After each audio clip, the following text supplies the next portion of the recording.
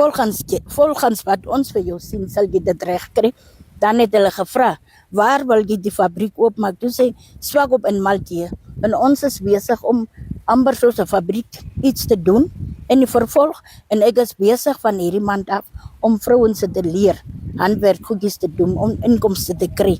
Soos ek dit doen, dat hulle 'n bietjie inkomste kry met die recyclegoed, want van laas jaar af het ek die goed aangekoop. Nou moet ek met die goed werk, laat die mense sien wat kan jy doen met die goed wat jy net weggooi.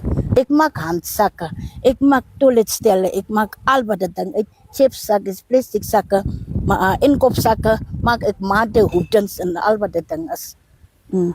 Ek kan miskien sê ek kan 80% of 60% van die goed wat ons net weggooi, kan ek iets daaruit maak. Uit niks maak ek iets. Ons koop plastic sakke in, plastic bottels vir die water, al wat dat ding is, koop ons aan.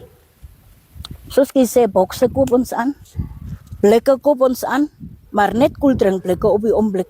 Ons het al die blikke gekoop, maar dit is gestop van Rent-A-Tram. En die koeldrinkblikke, dit maak geld. Mense kry iets daaruit. My boodskap vir die gemeenskap is, soos ek gesê het, kom ons hou ons dorp skoon.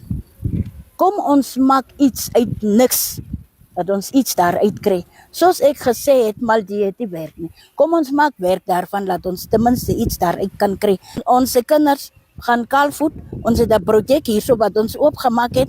Soos die mense botteltjies kom koop, dan gooi hulle $1 of so, laat ons vir die kinders later stadium, as dit genoeg is, sommige kinders skoenetjies kan koop. Mense, kom ons staan op en doen iets. Hierdie wat ons weggooi, ons gooi geld weg.